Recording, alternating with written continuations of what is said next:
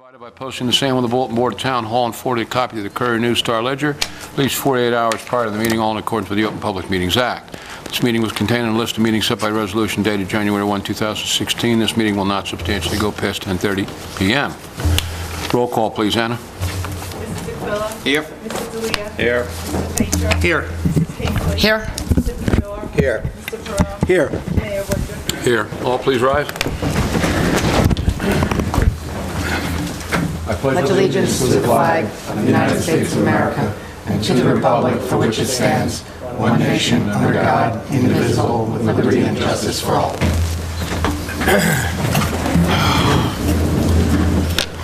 Okay, conference session. Mr. DeQuilla? Nope, nothing for conference session. Mr. D'Elia? Nothing. Mr. Perone? Nothing, sir. Mr. Fisher? Yes, Mayor. Relative to affordable housing, we have another significant update relative to the affordable housing litigation. And again, as I always caution, we need to be tempered in our comments as it's subject to litigation. But we'd reported in past meetings that we had received immunity temporarily through a series of filings. The next filing was, our papers were due on Friday, and then that motion to continue immunity was returnable on April 4th, at which point the court would have ruled on our application. However, prior to our filing on, I guess it was the 18th, there was a case management conference by both judges that are handling all the cases in Union County, and had counsel present to talk about the case.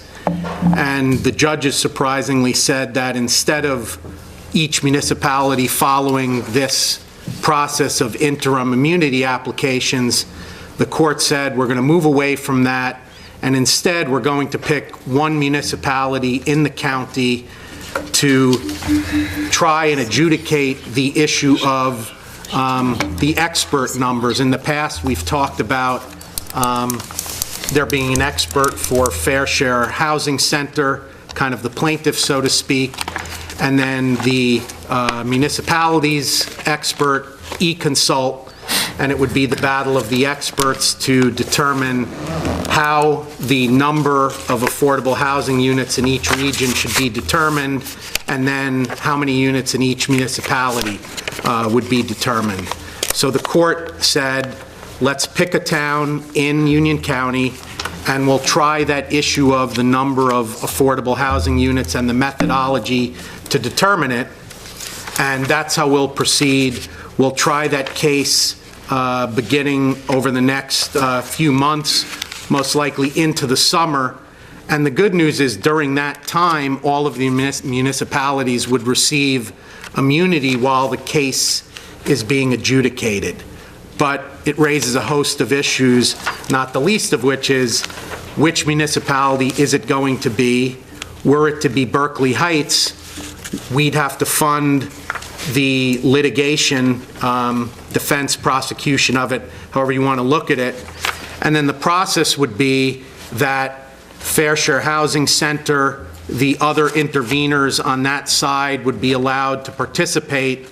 And then after a lot of discussion, it was decided that each municipality that wasn't selected to be the test case, so to speak, would have the opportunity to intervene in that litigation.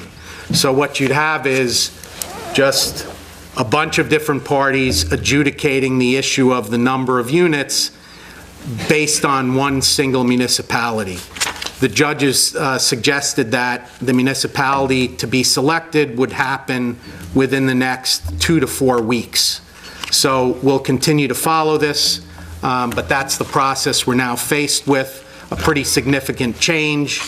We'll need to participate either way, whether we're the one selected or whether we're participating as an intervener, because we need to protect the municipality's interests. The other thing I would say is, during that process, we're still charged with mediating with those developers that we had talked about previously. So that continues. We continue to move forward with that in good faith, but that's where we are now, and more to follow, certainly. Any thoughts or comments? So if the town picked is like a size 9 boot, and we're like a glass slipper, we just have to follow the rules for that very different town.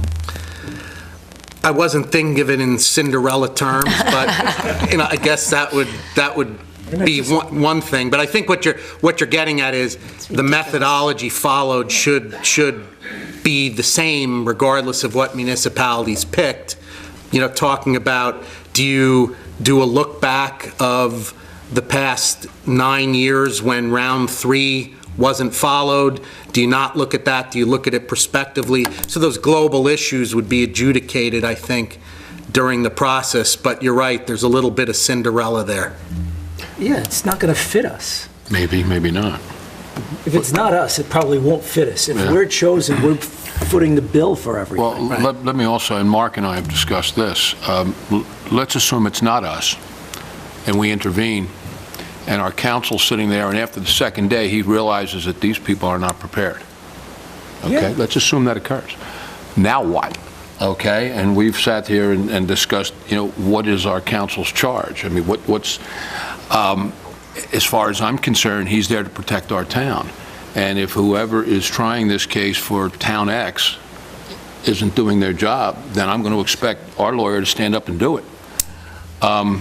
So that presents that problem, okay? So Didn't you point out the other day that there was a town that just rolled over, or was Piscataway. Piscataway It was- just it rolled was over and went, Union. yeah, okay, whatever. Union? Union hasn't done anything. Union hasn't done anything. They have not acquiesced at all. They've done nothing. So they may be the ones that get picked just because. So if whoever it is just rolls over, then, like you said, then our, Well, that's why you have to intervene and you have to be active, and that's what Mark and Well, I... initially, what we heard from council was that, and Joe, I know, you weren't there, we had Affordable Housing Council there, but I think initially the court's mindset was that town would be picked to try the issues, and then all the municipalities stood up and objected and said, how about a little bit of due process here? We need to protect our interests, and the court up to that point hadn't even thought of the intervention issues there. So again, this is developing. We'll have to monitor it, but we've got counsel, we've got a planner, and we need to do whatever we can do to protect our interests. I also think that there are bigger forces at play here. To suggest that this is an unreasonable approach, I think is mild. I don't think the court wants anything to do with this. I think the court's basically saying, we're going to put so much pressure on you towns that you are going to come to some solution between yourself and a developer or developers. I'm beginning, that's my own personal belief based upon what I've seen. The Supreme Court set this up without any guidance. None of these various vicinages that have a judge, let's say, controlling 15, 20, 30, 40, 60 towns, whatever. There are no rules. Each of them we're getting decisions, okay, that aren't necessarily consistent. So we're sitting there, and it's very difficult for our counsel because we're asking them, okay, what's your advice? Well, it's very hard, all right? So the people sitting out here say to us, okay, where are we? And we're charged with giving all of you answers to the extent we can give it.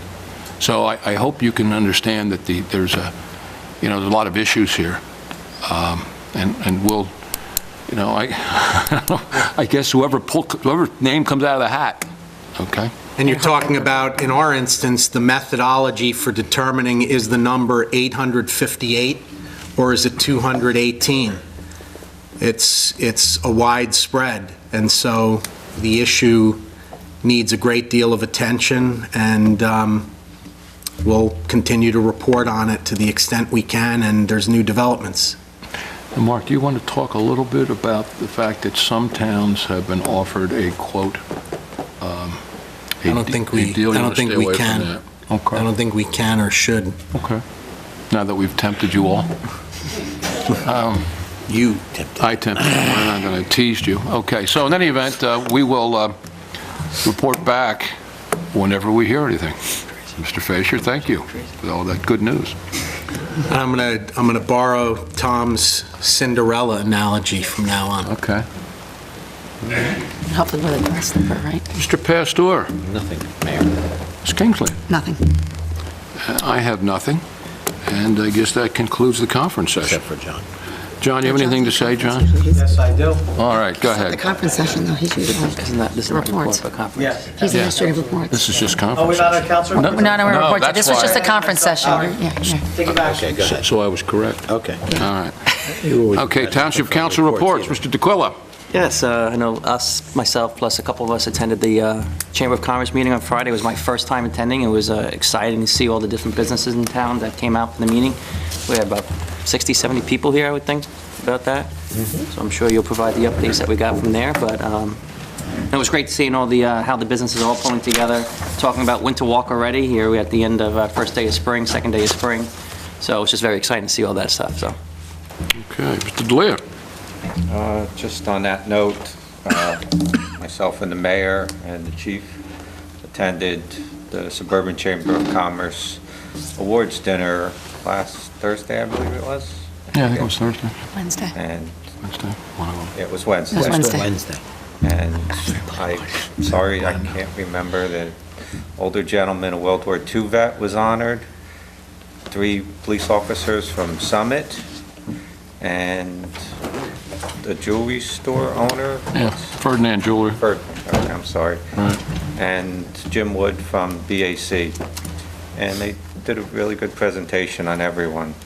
The gentleman, it was the World War II vet, was really honored big time, which was great. And that's it, thanks. Okay, thank you, Eddie. Mr. Fasher. Yeah, I had a chance to participate in the March Meals on Wheels last week. I did it last year. It's a great thing. If you're interested in getting involved, they could use the help in Summit. They service all of the local towns. It's fantastic going in, serving the meals, meeting some of our senior residents, and a lot of them have great stories to tell.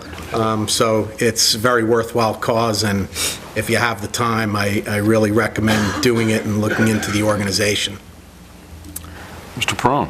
Nothing to report. Mr. Pastor. Nothing, sir. Ms. Kingsley. I'm just going to echo Mr. Fasher. I said I did Meals on Wheels, too, on St. Patrick's Day and dressed up as a leprechaun.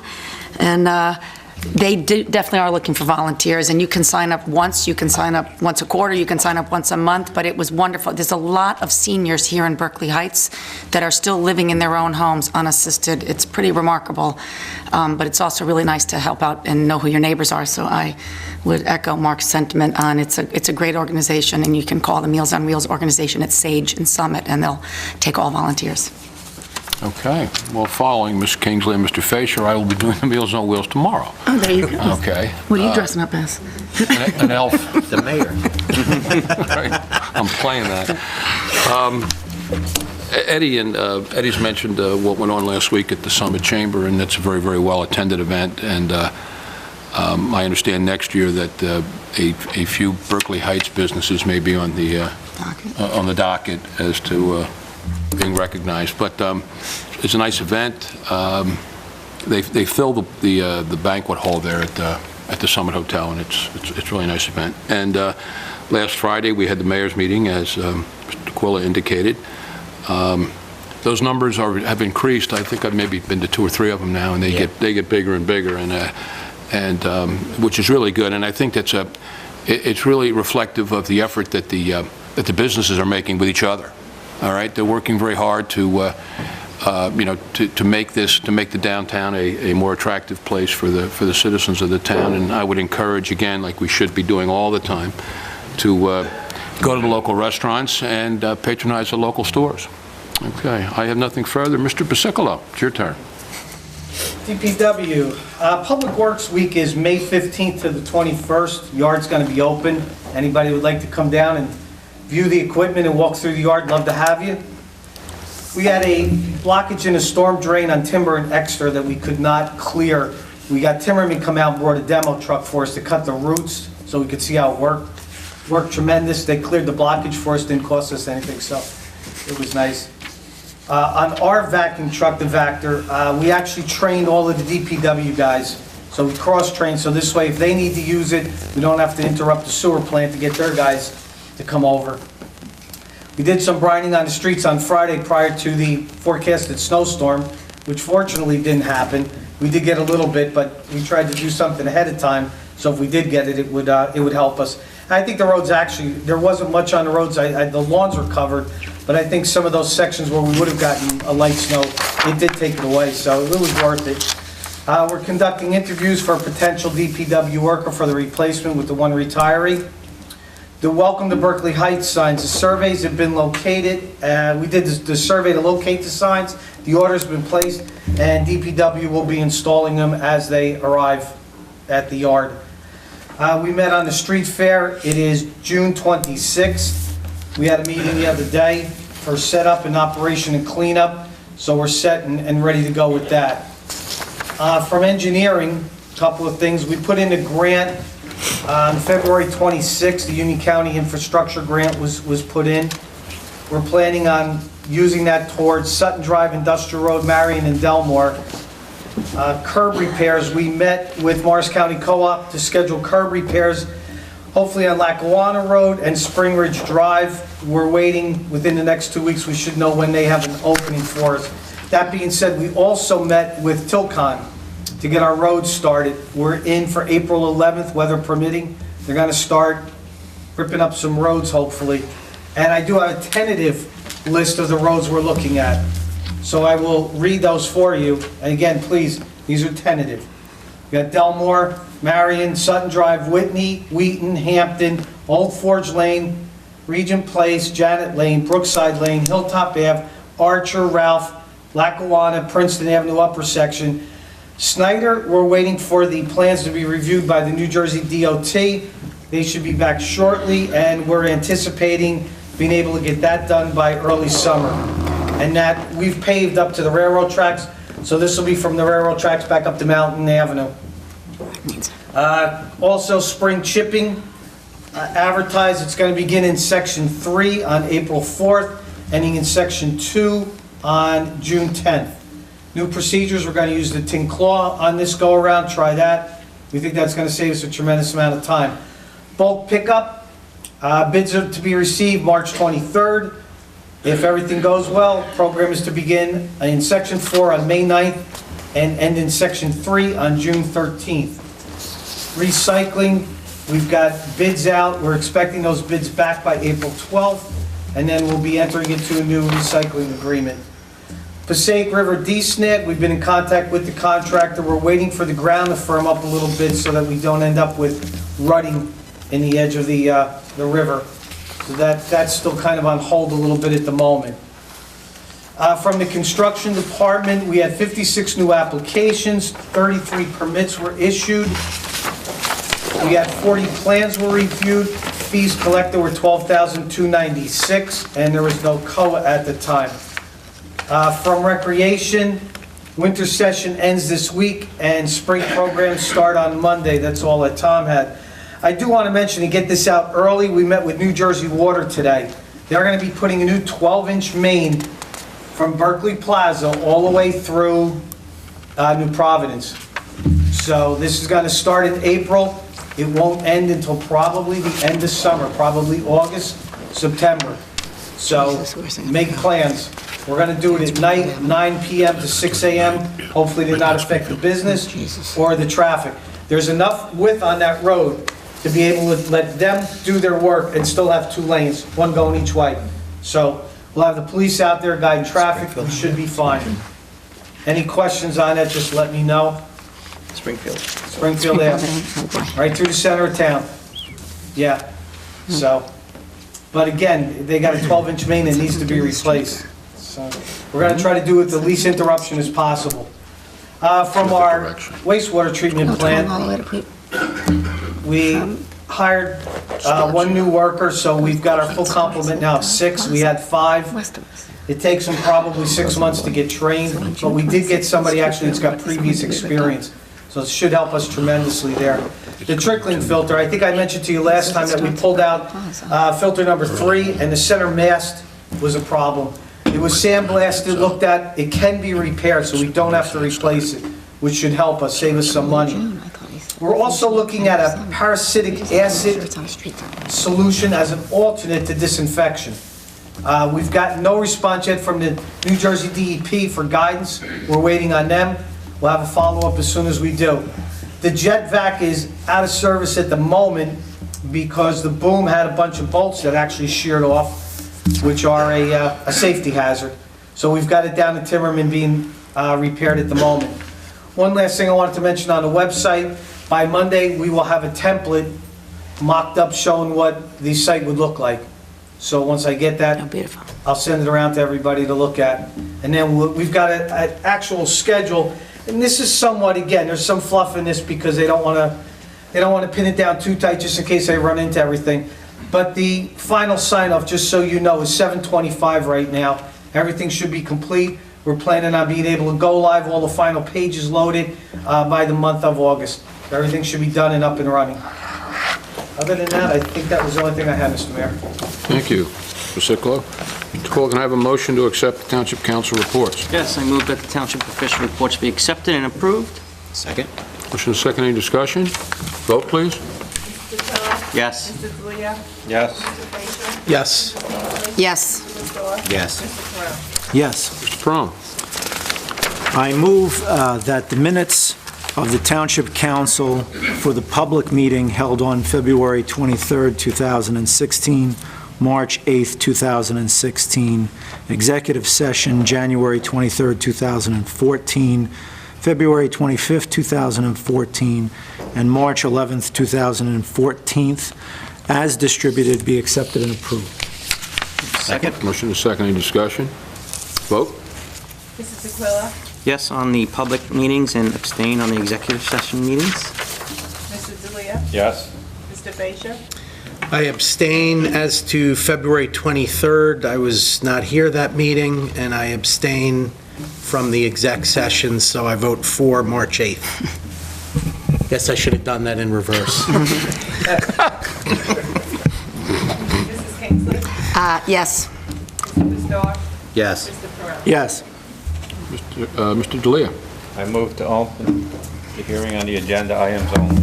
Second. Motion is second. Any discussion? Vote. Mr. Sequilla? Yes. Mr. D'Elia? Yes. Mr. Frazier? Yes. Mrs. Kingsley? Yes. Mr. Restore? Yes. Mr. Pearl? Yes. Okay. Meeting, hearing on agenda items only is open. Tom Forager, 14 Dorset Road. I was looking at your bill list, page 10. There's a Falls Home and Garden Center charge, $85. It says Baby Congrats Maxwell. What is that? That's a basket to Officer Maxwell's wife, police Okay. officer. And I think that's inappropriate expenditure of taxpayer funds, Okay. which you will do nothing about, I'm sure. Thank you.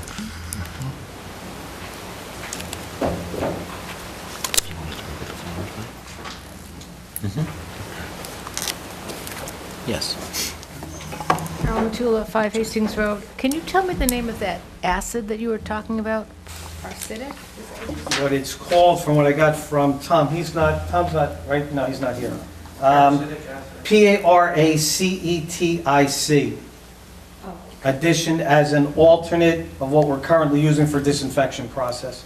So that would basically be a complete replacement? I'm not sure, to be honest with you. We would have to ask our superintendent of the wastewater treatment plant. And then I had a question on the budget cap resolution. How much are we going to be increasing the budget cap by? It says 3.5%. He's talking about it's 2.56%. Is that correct, Michael? 2.59%.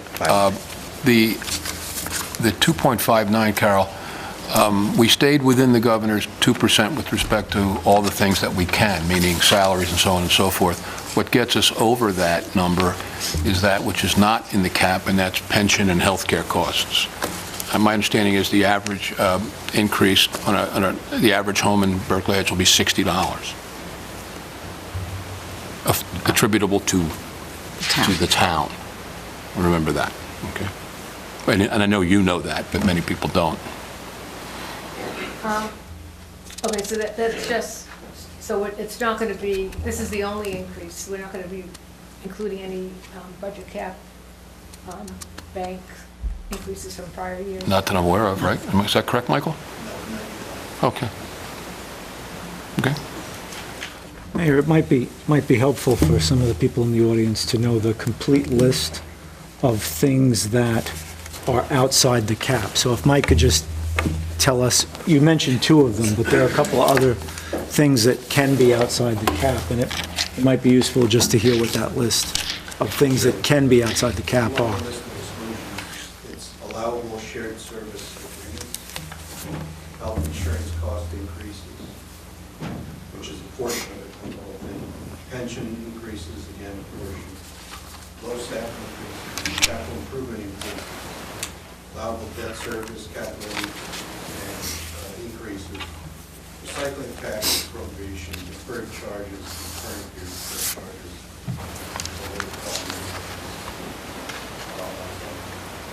Okay. Thank you. Okay, Tom. Just as further information, the average tax bill for analysis of the 2016 tax levies will be $11,713. Now, out of that $11,713, the town is only getting $2,265 of that. And that would include the library and the township, okay? The school levy is $66.21, and the county levy, that's an estimate, and the county levy is $28.27. So that's pretty much what happens every year, okay? Okay, anyone else? Eddie? No, we have one. Okay.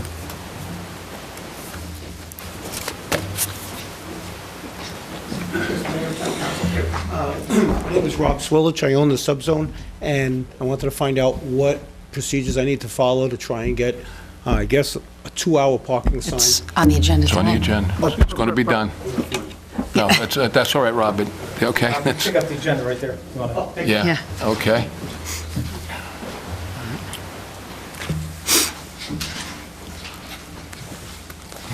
Seeing no one else, I move to close the citizen Seconded. hearing on the Motion agenda. second, any discussion, vote? Mr. Phillips? Yes. Mr. D'Elia? Yes? Mr. Fasher? Yes. Mrs. Kingsley? Yes. Mr. Pastore? Yes. Mr. Perrone? Yes. Okay, Ms. Kingsley, ordinance introduction. Anna, would you please read the ordinance?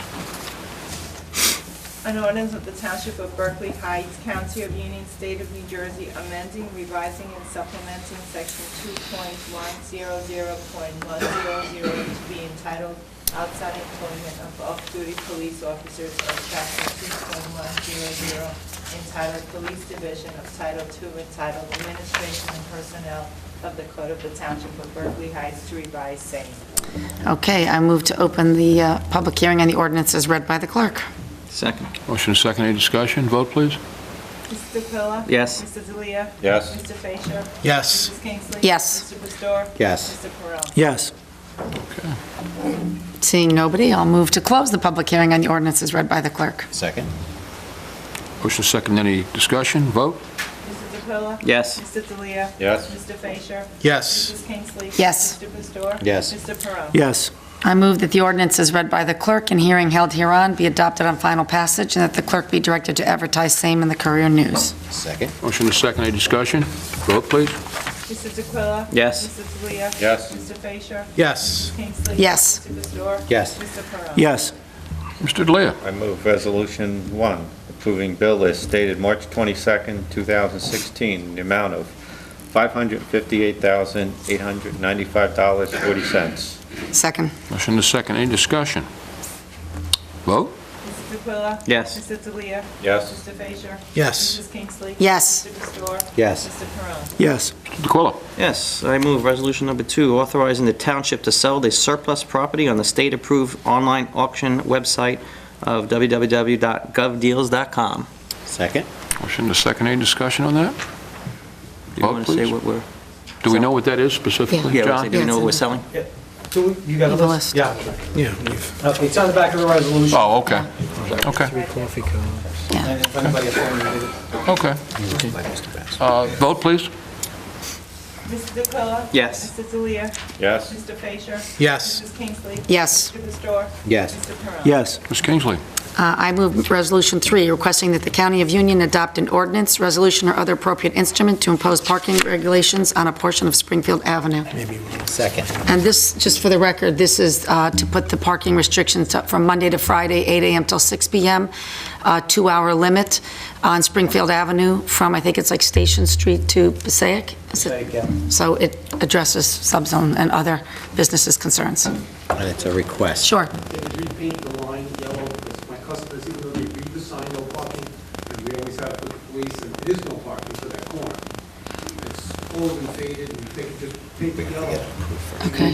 It's just a request. Well, that has to be. But just to be clear on this resolution, this is a county road, so it's a municipal resolution to Ask ask the county the to- county to take action. Okay.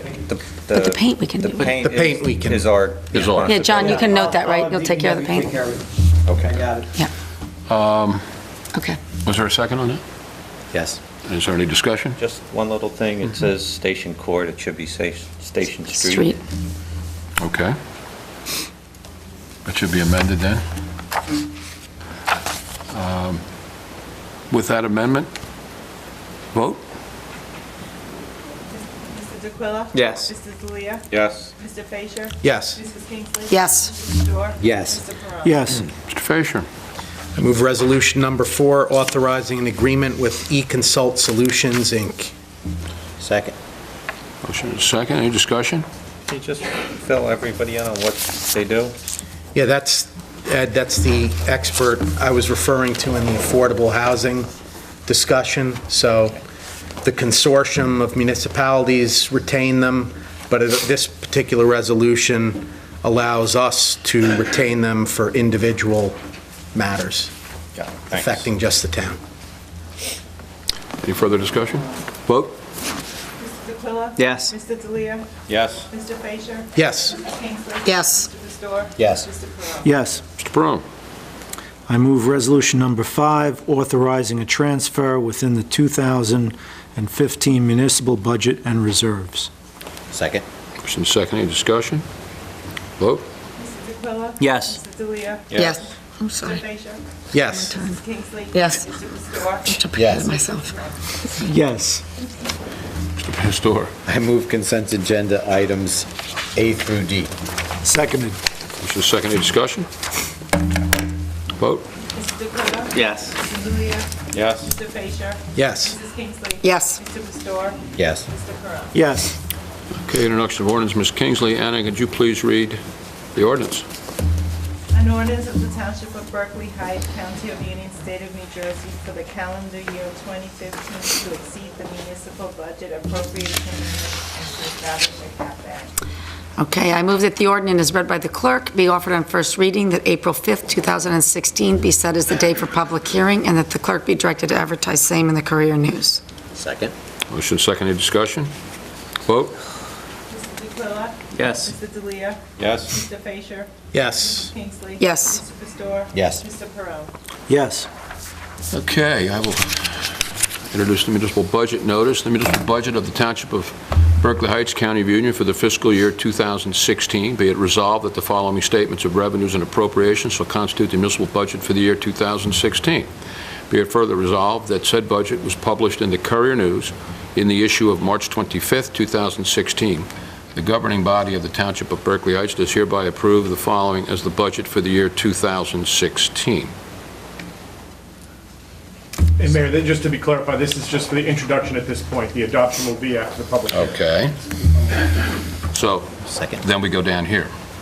Should I finish the lower part of that? We go through this every year. Yes, yes, I just wanted to be clear. It Okay, did sound like it was for Gotcha. adoption. I just wanted to clarify. Notice is hereby given that the budget and tax resolution was approved by the governing body. To vote first. Well, you don't have to vote. We have to vote first. and then you We have to finish. vote first. Do we get a second? Second. We get a second? Vote? I just want to comment first. At the beginning of the year, on January 1st, I questioned why there was only 2 budget meetings. And the only answer I had at that point was, well, there will probably be more. And I've had no knowledge whatsoever of how the budget process changed. And as much as it made it easier on the council, I thought the council was the one who does the budget. And we've had basically zero input in it, what's needed and not needed. And it kind of shocks me that when it comes up on the agenda that we're voting for the budget when we never even discussed what can go, what should go, what doesn't go. And I don't know if the rest of the council has any knowledge of this, but nobody ever said a word to me on any of this in any way, shape, or form. And I'm not voting on it for the fact that I've had zero input and zero knowledge of anything, and I don't know what was removed or not removed, and for whatever reason.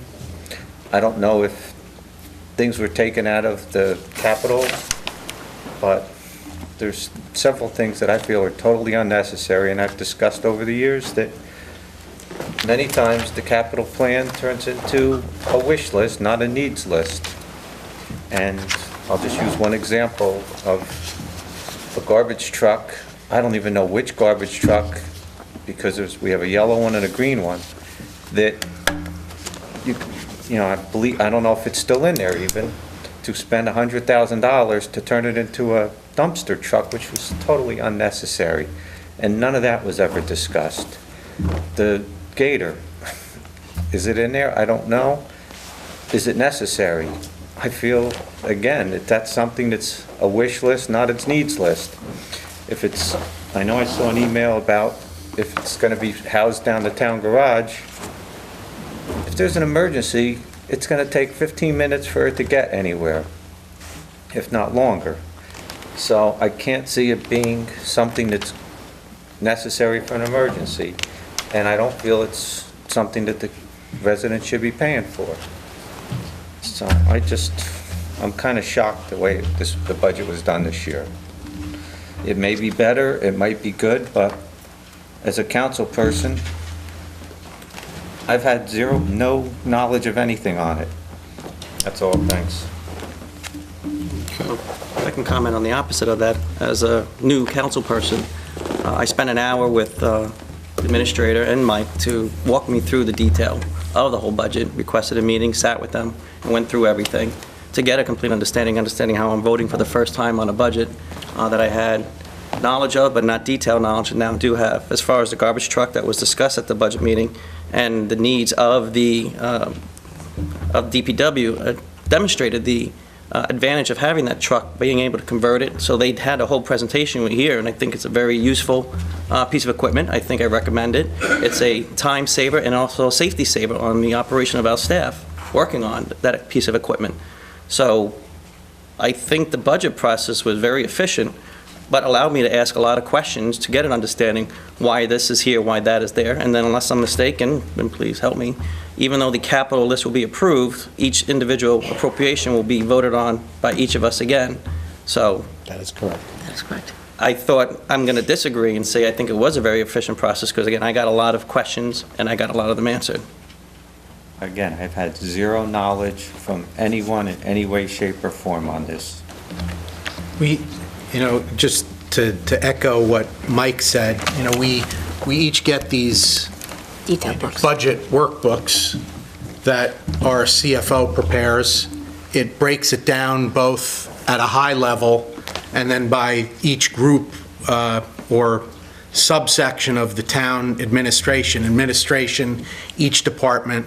It lists what for example, salaries are, what the other ancillary costs are, and it's in the workbook. It also shows year over year. It shows year over year. We went through it in 2 meetings, and then there was a capital component to it. So, and then on top of it, I also, for the questions I had, sat with Mike and John and went through those questions, and they were, satisfactorily answered. So I think we do have a process. We followed the process. We got the book. We had 2 meetings, and then we're able to question the administration. In our form of government, we're not supposed to go to the department heads anyway. So our mechanism for questioning this is through them, and then, even then, for the capital requests, the department heads came to us at the second meeting, and we addressed the capital needs. And everything should be done at a public meeting, which it wasn't. There were two public meetings. Total. One was capital, one was the budget. And then, as a councilman, I'm able to go ask questions. And all it was presented. It was never any discussion from the council on what's good or bad or needed or not needed, or the merits of any of it. Every year, we've gone through each thing from the budget to the capital budget and gone through it item by item to see what's necessary, what's good or bad, or why things change, and none of that was done this year. I think you missed one of the budget meetings, because we did go through the operating budget in detail at the very first I meeting. have not missed any meetings. We got 2 budget meetings, I attended both. And the public was invited. I know only one member of the There's one public there. was here. Right. It's Mr. Forager. I believe I'm correct with that. Is that right? Okay, Mr. Forager can confirm that. So there were public meetings. And I think Mr. Forager may have even gotten up and spoken. Not yet, but, okay. I know you will, but just not yet, okay? Anyone else? Gene and I worked with Mike and John on this budget, so I don't see where the problem came in. I mean, if Okay. you have your book, you have questions, you can question them at the public meeting, you can question them CFO. directly. I think you had plenty of opportunity to ask any questions that you had or wanted to discuss. You just didn't do it. No, I had no knowledge that there was How not did you going to not be... have any knowledge? You have a book. I had no knowledge that there was going to be no other meetings. have Nobody a ever book. told me But you how have a it was book, going to be Ed. done. Did anyone ever You have a tell me book. how it's going to be done? I don't care what the book says. Well, we do. It's for The book 5 is there years. for informing you. For 5 years, it has been done at this council dais and discussed in an open forum. You This had year, the opportunity to, at 2 meetings, to discuss anything you because I was wanted. expecting several other meetings. Never once was I told this was all the meetings. No, wait a minute, no, that's not so. Yes, it is. Ed, let me correct that, all right? Going back to, we entered this budget year. We entered it, and correct me if I'm wrong, Mr. Basicolo, but that we set 2 meetings, correct, Mr. Basicolo? Yes. Now, the first meeting was what day?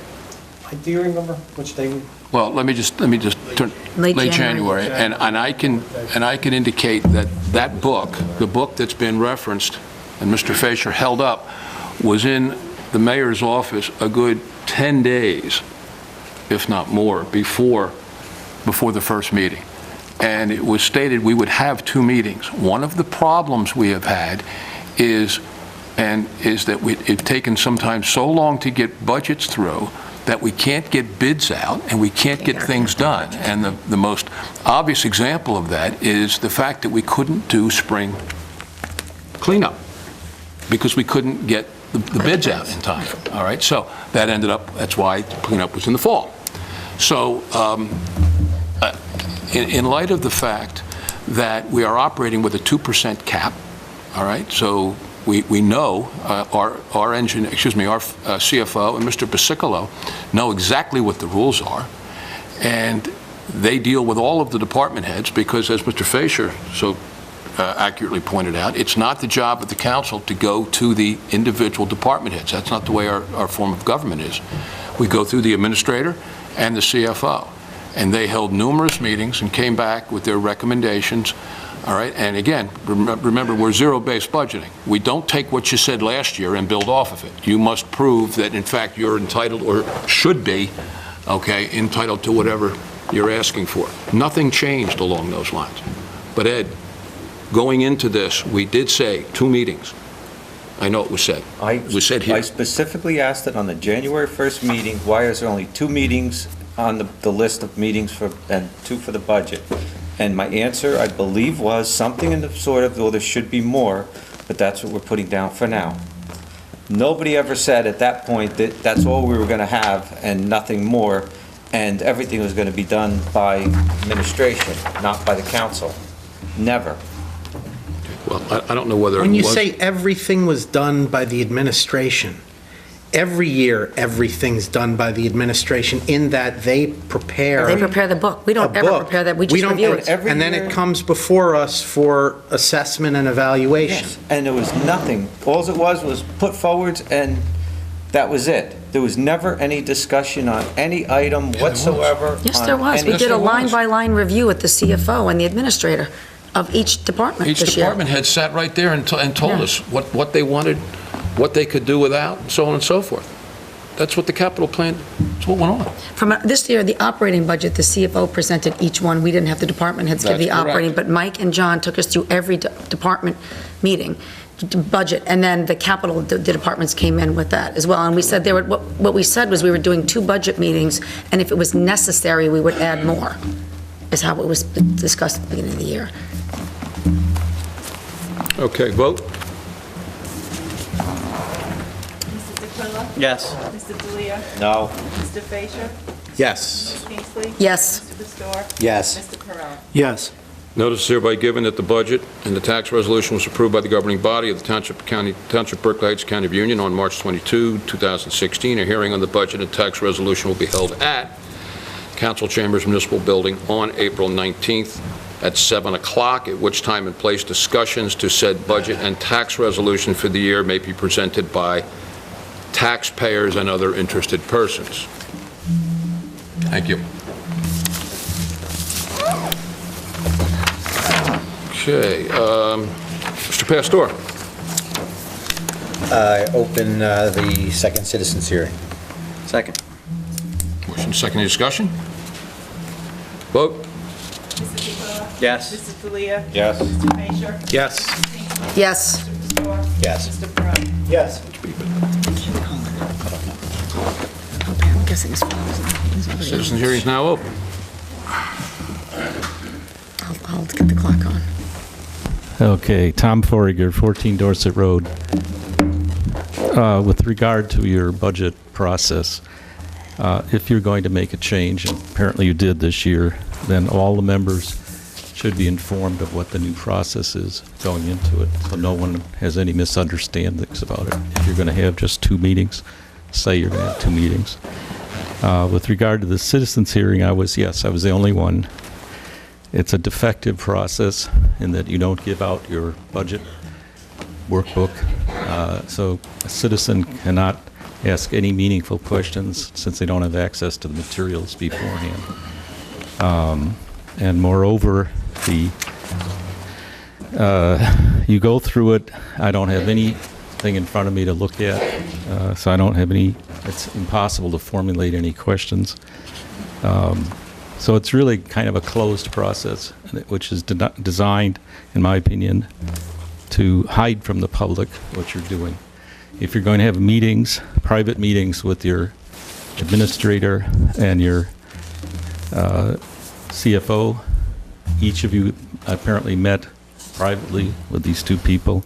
Those kinds of meetings could be very helpful to the public in understanding what's in your budget, and also gives us a chance to observe whether you're really on top of your job.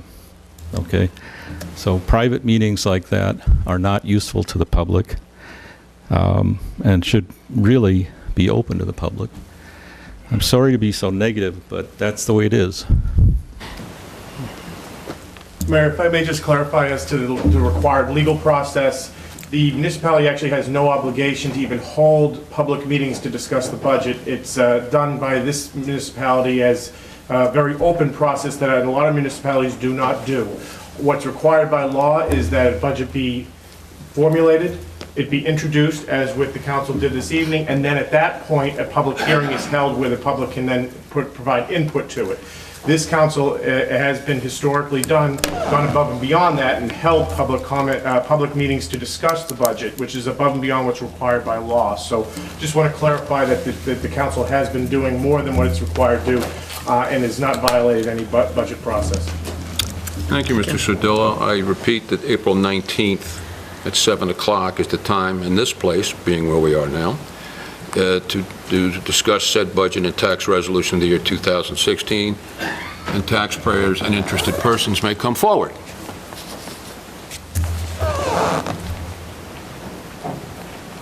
Stephen Yellen, 130 Dogwood Lane. I was at the second budget meeting, which is for the capital program. I'm sorry, Stephen, that I didn't include you. No, I wasn't at the first one. Tom was the only brave soul that was here. I salute him for that. And I would say, in agreement with what Mr. Aquila said, because I saw Mr. Aquila ask a number of questions that were, as someone who was not at all, as far as I was informed about what the wastewater treatment plant was doing. I think a number of those questions were in that area. I found that informative as a member of the public, and I appreciate him bringing up those questions. It is true that in the past, we did have a whole series of budget meetings, almost on a weekly basis. And there is a trade-off. There's a trade-off between efficiency and full transparency. And we have to find a balance as to what can best get the business of the town done while ensuring the public remains fully as best informed as possible. So what I would suggest in future is that when you have these hearings, and I think you can keep them condensed in such a way to allow things to get done as quickly as possible. That's a good thing. But I think it would be good to have the details of that meeting released to the public through minutes. As far as I'm aware, the budget minutes are not, there are no minutes taken at the budget meetings, to my knowledge. Is that not correct? I would think that's correct, yes. We could get the CD. Right, and so my point is we have minutes for regular council meetings, but not for the budget meetings. So that would be an example of something that whether or not the clerk is there, whether a member of the governing body can take notes, something to be made available to the public to let them know what was discussed at that meeting. Stephen, just a second. Yeah. There is a CD. You can ask for the CD. You can ask for the CD. You can come in and... The reason, I'm sorry, Anna. Yeah. The reason I say that it might be better with a CD is because taking minutes at a budget can be difficult. Can't do it, yeah. It's impossible. Can be extremely difficult getting certain, for example, I'm thinking back to Mr. DeQuilla's discussion, that took place that night. There was a lot of information that was flying around, technical and otherwise, and a lot of numbers that I can see somebody taking minutes and not getting them accurate. So, I was trying to take Aren't we notes. filming Yeah. it? Did we film That's it fair. this year? yeah, I don't know, did we film Did the we budget? film the budget this year? No. No. No? Okay. That was But the the disc is available, Steve. Yeah, that's Maybe the we'll second film it in question. future. If that can't be done, I recognize that may not be the best way of doing it. Having them recorded in future would be a way for residents to Right. keep track of it that way. So that way we can try and keep it as transparent as possible, but also ensure we get things like bulk pickup, which I think Right. a lot of residents favor. They won't. So I just wanted to provide some additional feedback on that. Thank you. Thank you. 2007 was my first budget process, and I can tell you that having a full-time CFO has made the process so much easier. And every single year that we've had our full-time CFO, It's better. it has gotten easier and easier and shorter And better. and better. Budget's better prepared. What? In what sense? I remember 2007 arguing for, 20 minutes about the amount of budget for electricity for the town. Most of the electric cost in the town is the streetlights, you know what I mean, that we're charged. And we were arguing back and forth, 3 or 4 council members, about the number that we had in that line item, and, well, could we get the number down, could we get our budget increased down by decreasing that number, and arguing back and forth about, well, how many years of data do we have? What did we actually spend? I mean, it went on ad nauseum about that, and then copy paper, oh, well, so-and-so's got $300 in his budget and $200 in his budget, and Mike has put a lot of that stuff all in one place. Now, I mean, the first year that Mike was here, I remember looking at all of the numbers going, wow, this is up this much percentage, that is down that much percentage, because he was just moving stuff and consolidating stuff to a single place. I mean, that's just two anecdotal I think the examples. I could other go thing- on and on. I think the other thing is, at least when I first got here, we didn't zero-based budget. So the budget process, my first year, was every department head came in with their wish list of dollars, and then we duked it out with them to discuss it. The process now is Mike meets with the department heads, and they have to prove their need before any dollar goes in front of us. And so the numbers that come in front of us really are pure needs, and we're down to really looking at, what do we have to cut to the bone if we got to get within the 2% cap? But it's a much more efficient process than 4 years ago. And think about, we have to talk gingerly with the department heads at a budget meeting because we're not their manager and there are rules and laws about how we're allowed to engage them, whereas our administrator is their supervisor. So the conversation can be held quite differently than we could hold it. That's a good point. I think you also have to remember, excuse me, Nelson, I know you got a question. What else Michael has done is we're able to look back 2, 3 years, 5 years. It's a 5-year look back and move it, and so that was never available before. So you sit there now and say, and you can look right away, and he'll note, Michael will note whether it's an increase or a decrease in a particular area. Okay, so all of this was never available before, and it has been available, and kudos to Mike and for what he has done, and it certainly is significantly more efficient. And I remember in 2007 at my first budget process, dealing with a part-time CFO who I think was 15 hours a week at the time, and asking for certain information before the budget meeting was to occur, and getting one-line answers, incomplete information, and repeatedly trying to get, and not talking about any particular people, but part of the problem was they only had 15 hours a week to do everything, including the budget. A lot of information was incorrect, not just in the budget papers and packets that we received. Look at the math error. We were under. Yep. We were under the cap initially in that budget, and then the following week when we came back, we were $1 million over. I remember going crazy trying to, reconcile this stuff with question. I mean, and again, I am not the part-time CFO. I wasn't the part-time CFO's supervisor. I couldn't. I mean, it was impossible. So, It was impossible. in many, many different ways, the process is so much better than it was back then.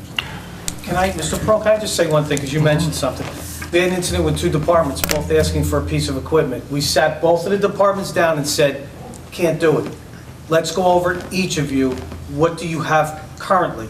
And the one department says, I have a particular, this item, and I think I can make it last at least another year. So by talking, we're able to take it out of that department, and the other department then, we had money freed up, so take it out. We couldn't do both. But by being able to sit down with the department heads at the same time, we're able to assess their true needs and figure out who can give up something, who can't. I think that's an advantage to us. And I think, not that I want to bring this discussion to an end, but it probably should come to an end. When you place people in positions of responsibility, let them do their job. And that's what we have done, all right? This council's done it, I've done it, with Mr. Basicolo and Mike, and they've done their job, all right? And that's the way this should operate, okay? We're not here to micromanage the government. That's not our job, okay? And if it comes to pass that there are things that are incorrect, we'll fix them. It's that simple. Nelson. Nelson Stauber, 125 Park Avenue. In a recent newspaper article, the county indicated their budget increase was 3.4%. Are they not held to the cap? No. Nope. They are not. No. All counties in the state? Correct. All 21. Don't start us, Nelson, because then you're going to work. Yes, Mike. We already got in trouble with the county. They have a cap, but it's 3.5%. Oh, there you go. It's not a hard cap. It's not a hard cap. It's not a hard cap either. It's not a hard cap. Thank you. Yep. It's kind of like what you want. It floats. It floats, yeah. The floating cap. The floating. It's whatever they want it. Oh, sorry. Matula, 5 Hastings Road. It sounds like some of you have already met with the township administrator and reviewed the budget and have decided that the budget is appropriate. So what opportunity do the citizens have to change anything? What kind of information would we have to present to you if we wanted to change something? You could tell us exactly what you want us to change. And why? And we could consider it. The same way that Tom could have made any comments that he wanted.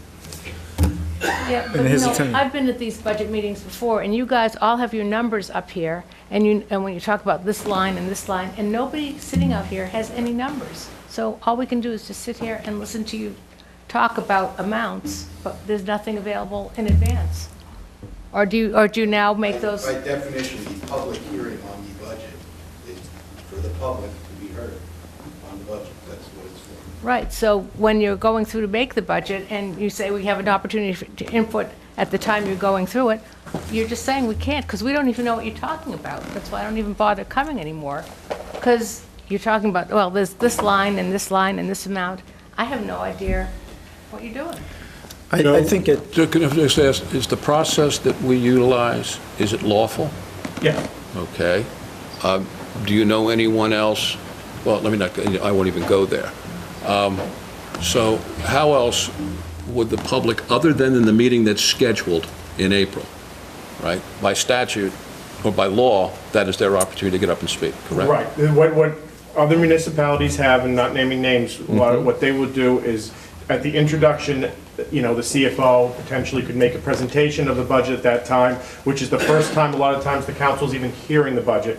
It gets introduced, the council then reviews it over that review period.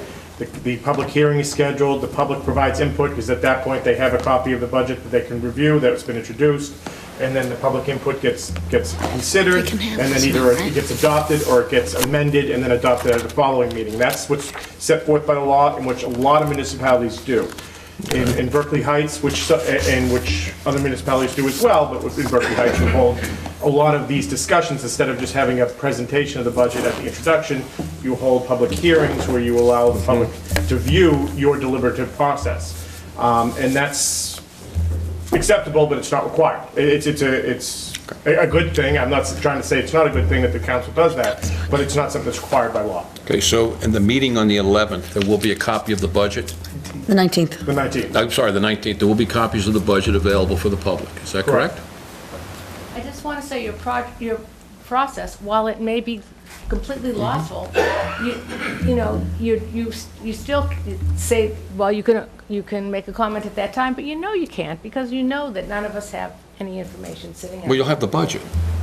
Not while you're going through it. So for No, but example, you'll have the budget, Carolyn, if you say, what was this number last year? And if we say the number is 3 times now what it was last year, and you say, well, why is it 3 times what it was last year? Legitimate inquiry, all right? Well, you'd be entitled to do that. in 3 minutes. And then you can sit down and get back up for 3 more. We know that, but...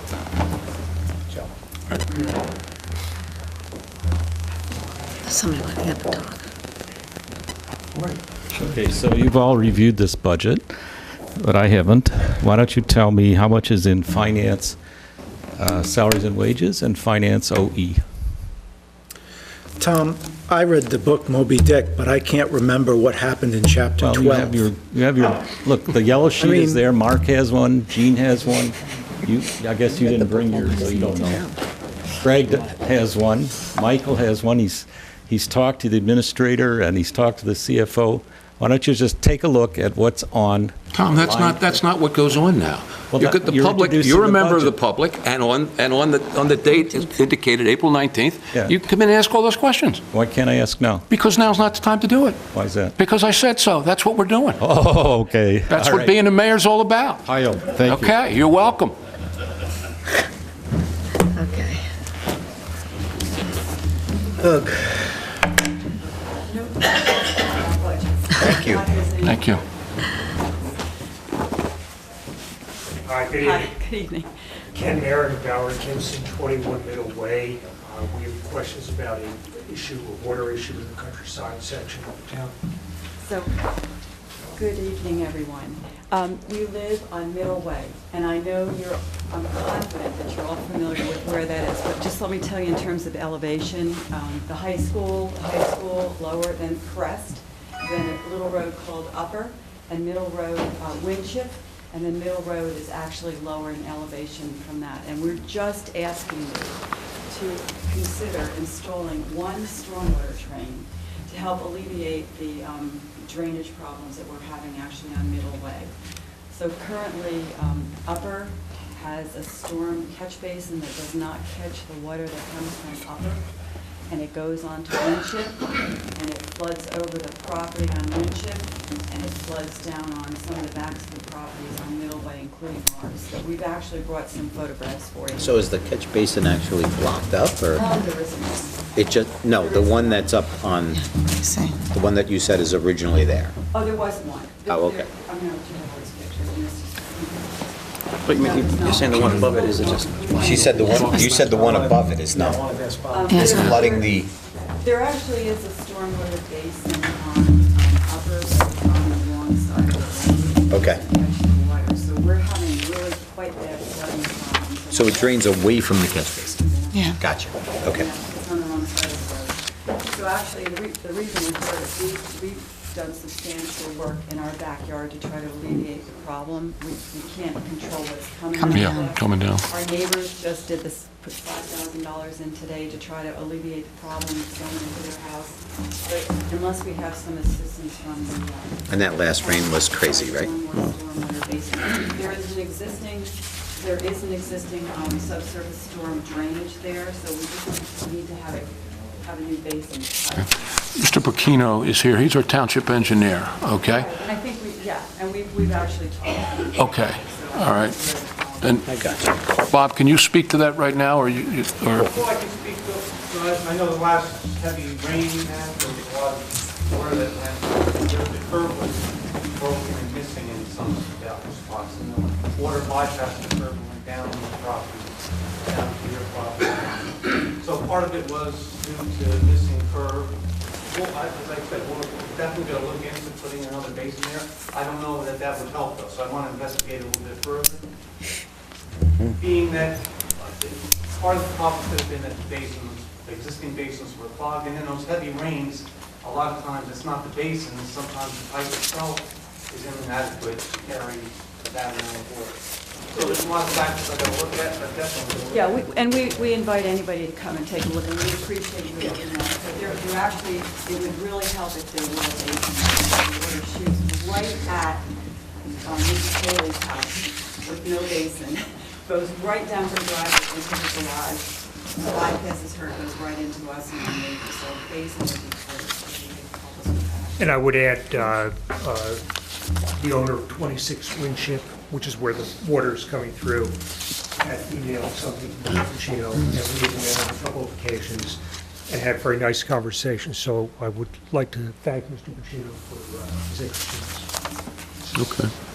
Thank you. Thank you. Thank Thank you. you for bringing it to our attention. Thank you. Look at that, you can see it coming right through. They got like rivers Oh, and yeah. everything. Oh, shit. Hi, Anne on 33 Middle Way. I just want to augment the water drainage discussion. The underground spring that runs down the hill in the last 5 years has popped up in front of my property, and there's almost a constant flow of water coming down my side of the road. There is no drain there. On that road, right. And in the wintertime, when it freezes and thaws and freezes and thaws, eventually, this winter not so much, but last winter we had a full sheet of ice across the road. That needs to be addressed as well. And also, the drain on the east side of my property, the grate is broken and that drain is completely clogged. And the drain on the west side of 21 is also completely clogged. So there's multiple drainage issues, so when you go out there and look, make sure you look at everything. Okay. Thank you. Thanks.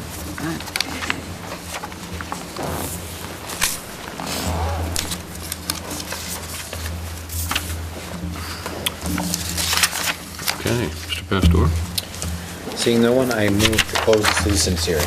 Second. Any discussion? Vote? Yes. Yes. Yes. Yes. Mr. Mr. Storr? Yes. Mr. Pearl? Yes. Ms. Kingsley. Okay, whereas the provisions of the Open Public Meetings Act, NJSA 10:4-12, expressly provide that a public body may move into executive session and exclude that public from the portion of a meeting in which the public body discusses any of the 9 areas set forth in NJSA 10:4-12B. And whereas the Township Council of the Township of Berkeley Heights has determined it necessary to move into executive session to discuss the following subjects, all of which are included in the aforesaid exceptions. 1, attorney-client privilege, litigation, affordable housing. Now therefore be it resolved by the Township Council of the Township of Berkeley Heights that it does hereby move into executive session pursuant to NJSA 10:4-12B to discuss the aforesaid matters. It is further resolved that the aforesaid discussions shall be made public either at the public meeting following said executive session or at such time as any litigated or personal matters are concluded or upon conclusion of any negotiations or related discussions or as otherwise specified. It's resolved this resolution take effect pursuant to law March 22nd, 2016. Second. Motion is second. Any discussion? Vote? Mr. Tequila? Yes. Mr. Delio? Yes. Mr. Frazier? Yes. Ms. Kingsley? Yes. Mr. Storr? Yes. Mr. Pearl? Yes. Okay, that concludes the meeting. We'll come out only to adjourn, all right? Good evening. Okay, thank you.